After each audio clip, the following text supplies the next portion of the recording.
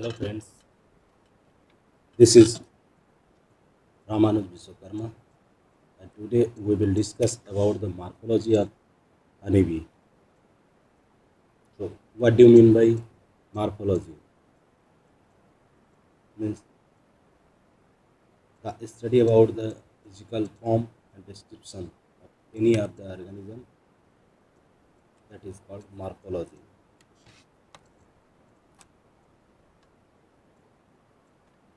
As we know that adult honeybee has a hard exoskeleton which protects its soft organs inside. Means exoskeleton provide protection to all the soft organs which are present inside the honeybee. Like generalized insects, its body divided into three distinct regions. They are head, thorax, and abdomen. यदि अगर हम मधुमक्खी के बारे में बात करें, मधुमक्खी की मॉर्फोलॉजी, तो उसके शरीर के चारों तरफ एक एक्सोस्केलेटन, एक कड़ी सतह होती है जिससे उसके शरीर में पाए जाने वाले सभी कोमल अंगों की सुरक्षा प्रदान होती है।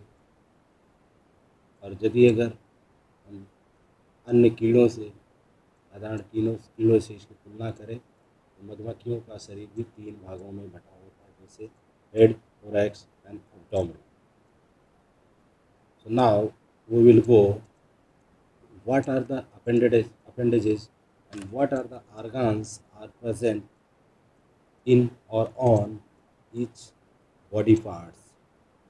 Means on the head or in the head, and then on thorax and abdomen. So first of all, the head. Head of the honeybee is triangular when it see from the front sides. Important organs on or inside the heads are generally antennae, eyes, and mouth parts. यदि अगर हम मधुमक्खी के शरीर के तीनों भागों में जाएं, सबसे पहला भाग सिर, इसको यदि अगर किसी भी हनी बी को अगर उसके सामने से हम देखें तो उसका शरीर ट्रायंगुलर शेप में दिखता है, त्रिकोण आकार जैसा दिखता है। और इस तरह से हनी बी मधुमक्खी के शरीर में, मधुमक्खी के सिर में मुख्यतः एंटीना, आइज, आँख, माउथ पार्ट्स मुख्य अंग पाए जाते हैं।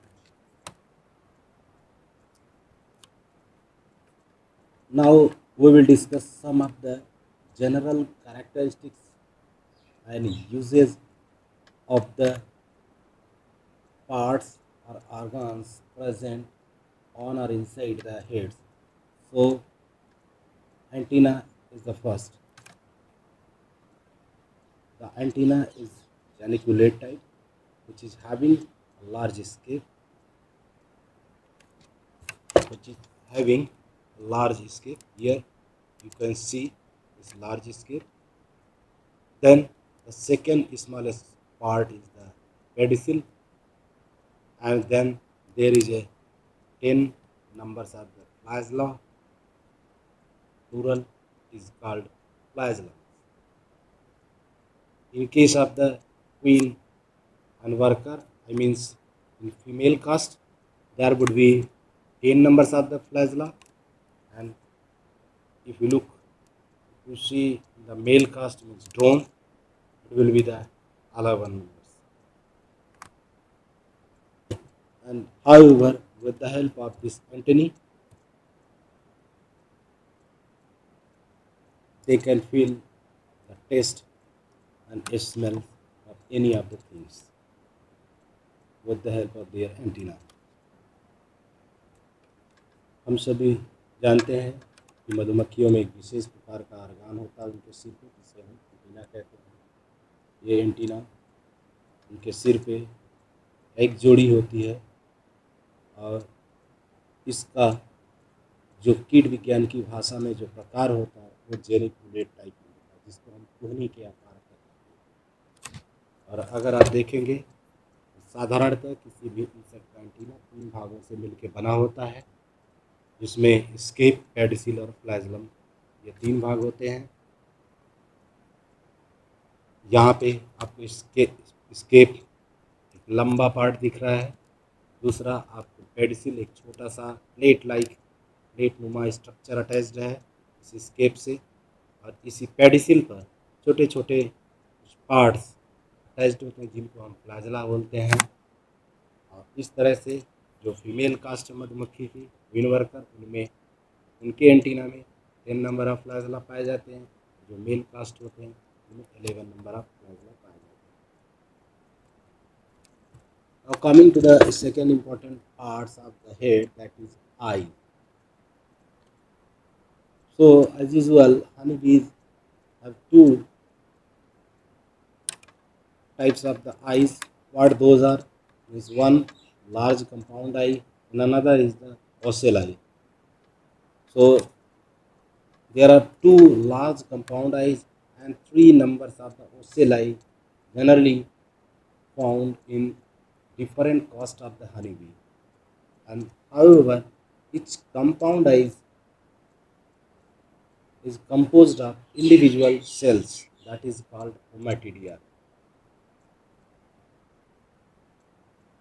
The number of total ommatidia in an eye is about 4,000 in queen honeybee, whereas in case of the worker it would be 5,000, and in case of the drone just it would be the doubled of the queen honeybee, I means 8,000 numbers of ommatidia. So honeybees can distinguish only yellow color, blue-green color, and ultraviolet, and cannot see black, red, or gray colors. I mean, honeybee can see only the lighter colors as compared to just darker color. सिर का दूसरा सबसे महत्वपूर्ण भाग आँख है, और इस तरह से अन्य कीटों की तरह मधुमक्खियों में भी दो प्रकार की आँखें पाई जाती हैं। एक को हम कंपाउंड आई कहते हैं और दूसरे को हम ओसेल आई कहते हैं। मधुमक्खी के विभिन्न कास्ट में विभिन्न प्रकार के सदस्यों में, चाहे वो रानी हो, चाहे वो नर हो, चाहे वो श्रमिक हो, इन सभी में 2 लार्ज कंपाउंड आई पाई जाती हैं, 2 बड़ी कंपाउंड आई पाई जाती हैं। Here you can see 2 large compound eye और इस तरह से 3 ओसेल आई आप देख सकते हैं। और इनके एक एक कंपाउंड आई में इस तरह से अगर आप देखें एक सेल लाइक स्ट्रक्चर है। इस एक सेल लाइक स्ट्रक्चर को, संरचना को हम ओमेटिडिया कहते हैं। और इस तरह से यदि अगर हम क्वीन हनी बी का अगर ये हेड है और उसके अगर ये लार्ज कंपाउंड की हम बात करेंगे, यहाँ पे लगभग ये टोटल 4000 ओमेटिडिया होंगे। और वहीं अगर ड्रोन का वहीं अगर वर्कर की अगर हम बात करें तो उसमें लगभग 5000 होंगे। और यदि अगर हम ड्रोन हनी बी की बात करें तो वहाँ पे ये 8000 ओमेटिडिया होंगे।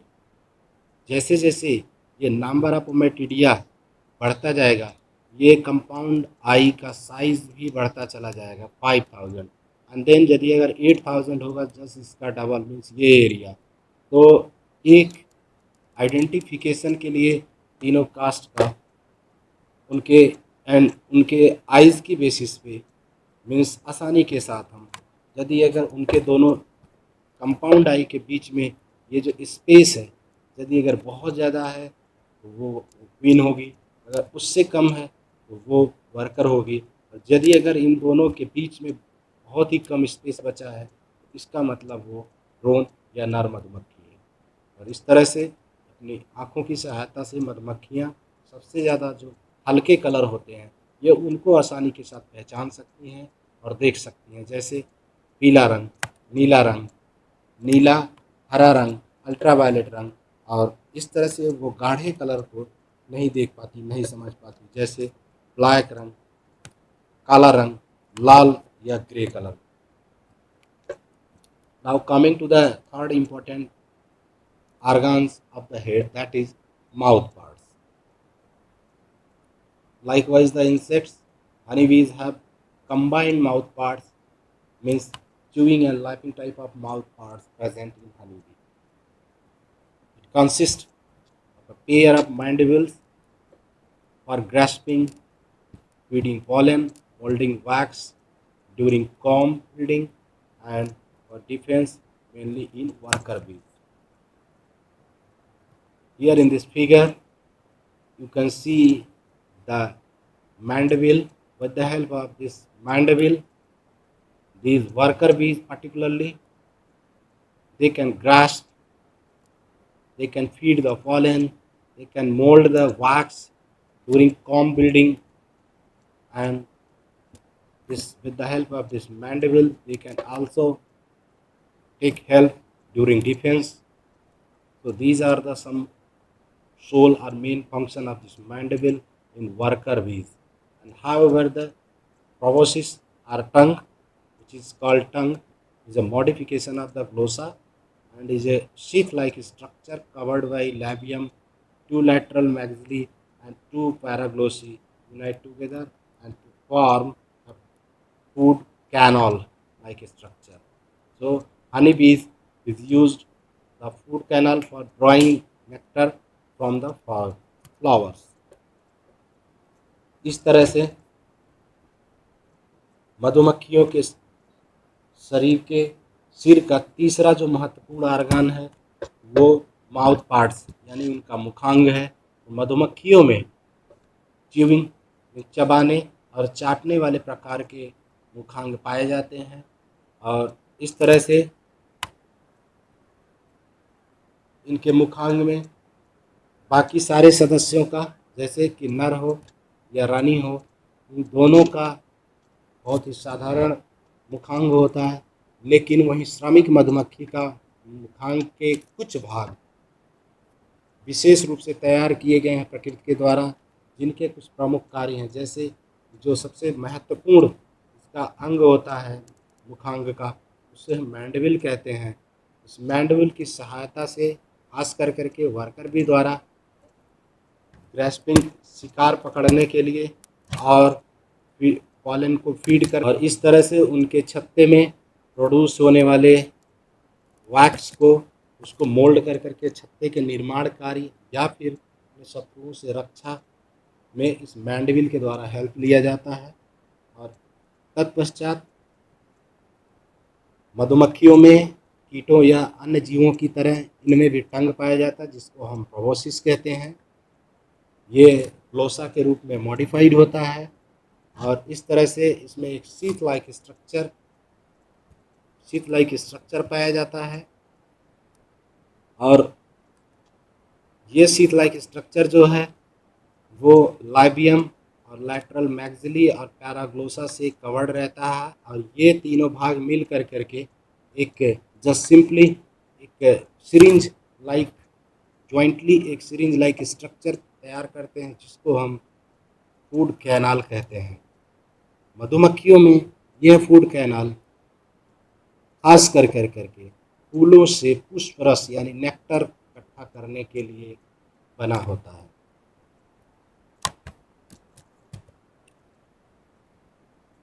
Now coming to the second important body organ of honeybees, that is thorax. In Hindi is called vaksh. The thorax is the second body region and carries organs of locomotion, legs and wings. It consists of three segments: prothorax, mesothorax and metathorax. So मधुमक्खियों के शरीर का दूसरा जो सबसे महत्वपूर्ण भाग है उसे हम थोरैक्स या हिंदी में वक्ष कहते हैं, और इस भाग पे इसके शरीर में इसके इस भाग में मूवमेंट कराने वाले, यानी कि जैसे लेग्स, टांगे या विंग्स उड़ने के लिए लोकोमोटिव ऑर्गन्स पाए जाते हैं। इनका जो थोरैक्स है वो 3 भागों में बटा होता है, जैसे prothorax, mesothorax and metathorax. Now coming to the first important organs present on the thorax of the honeybees, that is legs. There are 3 pairs of legs and situated found in honeybees, which are situated on each segment of the thorax. Means one pair of legs will be present on the prothorax, second pair will be present on the second pair of the legs will be present on the mesothorax, and third pair will be present on the metathorax. So, however, on the four, with the help of the 4 legs of the honeybees, they clean their antenna, and this is present in all the three caste of the honeybees, like queen, worker, and drone. However, the middle legs has brushes for cleaning of the thorax, and the hind legs differ from the other legs. It is larger in size and broad, flattened form. In worker bees, these are modified for collection of pollen and propolis. Means pollen and propolis collecting type of legs is absent in case of the drone and in case of the queen bee. The smooth outer surface of the tibia is fringed with the long curve.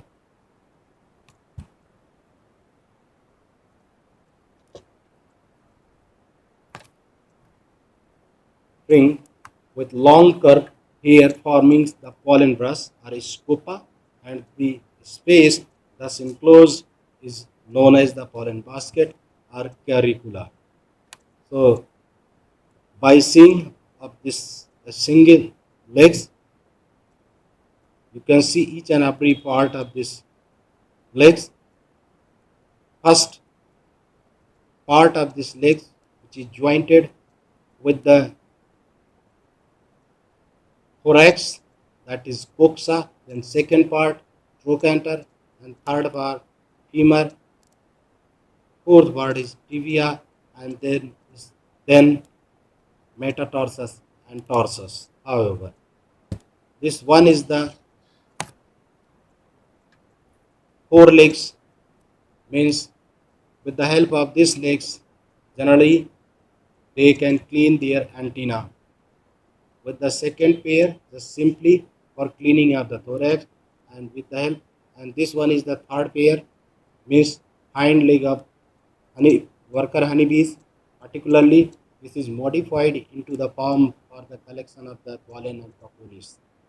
So, in case of these legs, you can see here just simply a plate-like structure in the middle of the this tibia, and this play an important role to collect and to provide space for collection of the pollen on this particular part, and collection of the pollen is generally made with the help of the some hairy structures which are present. You can see here these hairy structures are play an important role for brushing, and that these hairy structure also called as scopa. With the help of this, they brush the pollen from flower sources to place here.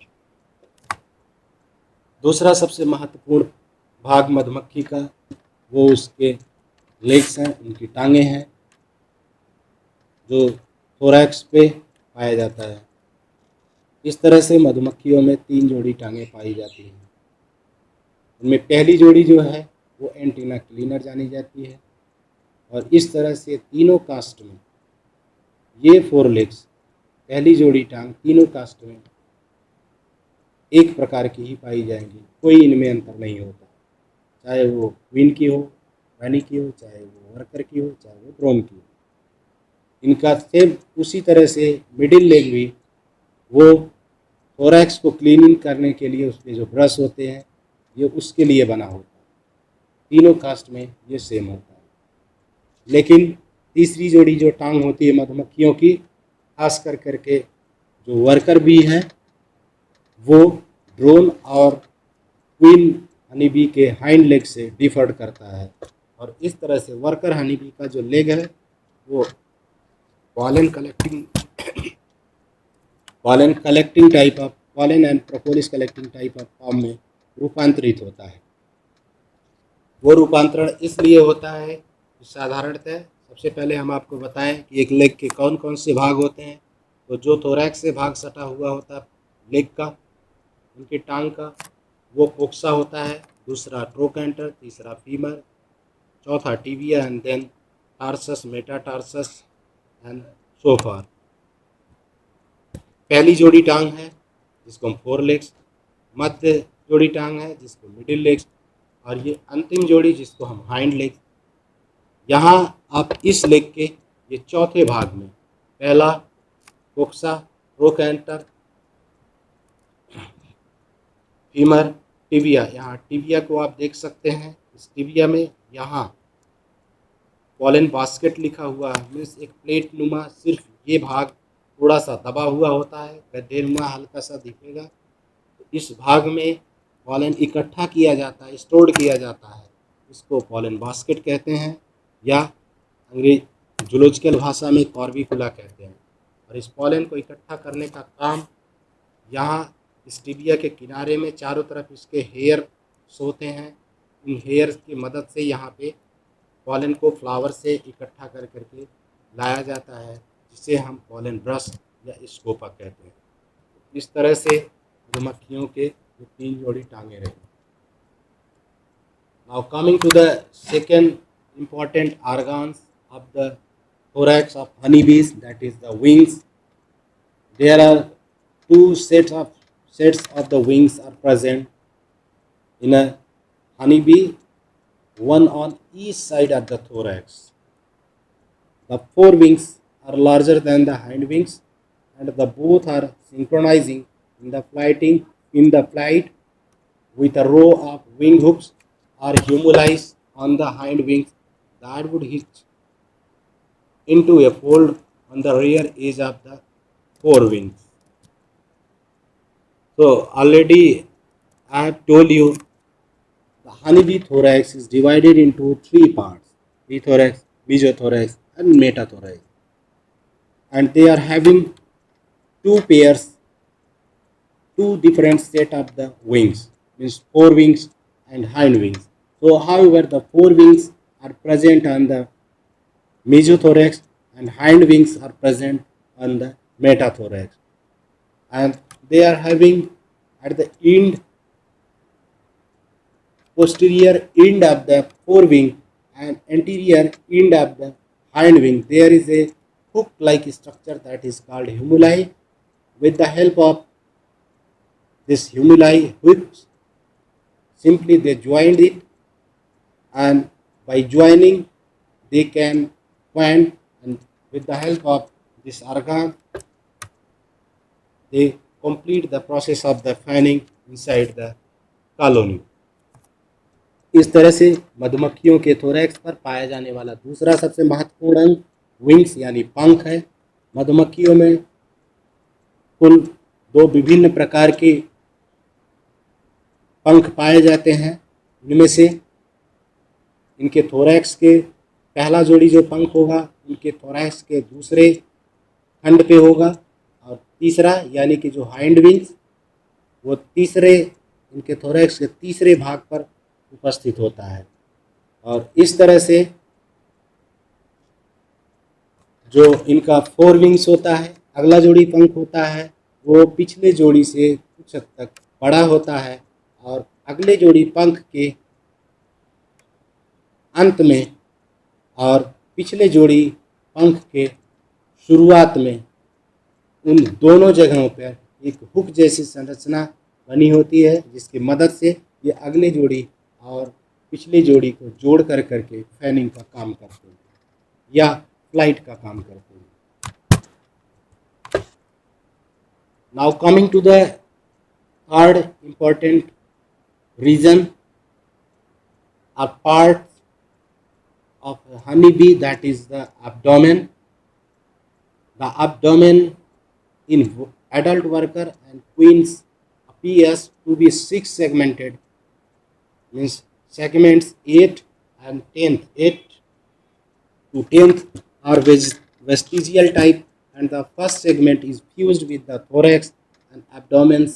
And however, this honeybee abdomen bears a number of the organs, likewise the sting, wax, scent gland and genitalia. So there are 4 pairs of the wax glands are present in the ventral aspects of the abdominal segments from 4th to 7th segments. However, the ovipositor is well developed and is useful for laying eggs in queen bee and modified as a stinging organ in worker honeybee. इस तरह से मधुमक्खी के शरीर का तीसरा जो सबसे महत्वपूर्ण भाग है वो एब्डोमेन, या हिंदी में उसको हम उदर कहते हैं। अगर हम साधारणतः किसी एक इंसेक्ट के या हनी बी में अगर टोटल उदर के खंडों की संख्या बात करें, इनका उदर कुल 11 छोटे छोटे महीन महीन खंडों में बटा होता है, और इस तरह से एडल्ट, प्रौढ़, वर्कर और क्वीन बी में लगभग कुल 6 सेगमेंट्स हमें दिखाई देते हैं, जिनमें से 8 से 8वां और 9वां और 10वां जोड़ी एब्डोमेन, 8वां, 9वां और 10वां जोड़ी 10वां खंड वेस्टिजियल टाइप होता है, और वहीं पहला जो खंड होता है एब्डोमेन का वो थोरैक्स के साथ में फ्यूज्ड होता है। और इस तरह से अगर हम एब्डोमेन या उदर की बात करें, इस पर कौन कौन से ऑर्गन्स पाए जाते हैं या प्रेजेंट होते हैं, उनमें स्टिंग है यानी उसका डंक है, वैक्स यानी कुछ वैक्स ग्लैंड है, और कुछ सेंट ग्लैंड है, और कुछ जेनिटेलिया ऑर्गन्स है। इस तरह से खास कर करके श्रमिक मधुमक्खियों में इनके एब्डोमेन के चौथे से लेकर के 7वें खंड पे वेंट्रल साइड की तरफ में कुल 4 जोड़ी वैक्स ग्लैंड होती हैं, जिनकी सहायता से वो वैक्स का सेक्रेशन करती हैं। इस तरह से अगर हम इनके जेनिटेलिया ऑर्गन की बात करें तो जहाँ रानी मधुमक्खी में उनका जो जेनिटेलिया यानी कि जो अंडे देने का ऑर्गन है वो वेल डेवलप्ड होता है, जिसको हम ओविपोजिटर कहते हैं, और रानी मधुमक्खी में ये वेल डेवलप्ड होने के कारण वो अंडे देने का काम कर सकती हैं। वहीं अगर हम वर्कर बी में बात करें तो वर्कर बी में ये ओविपोजिटर पूरी तरह से ड्राइड होता है, इसको हम वेस्टिजियल फॉर्म कहते हैं, या इस तरह से वो एक स्टिंग ऑपरेटस में कन्वर्टेड होता है, और इससे वर्कर बी जो है स्टिंगिंग करने का काम करती है। वहीं ड्रोन में उनका जेनिटेलिया ऑर्गन जो रिप्रोडक्टिव ऑर्गन है वो पूरी तरह से वेल डेवलप्ड होता है, जिससे वो रानी मधुमक्खी यानी क्वीन हनी बी के साथ में मैटिंग कर पाती हैं।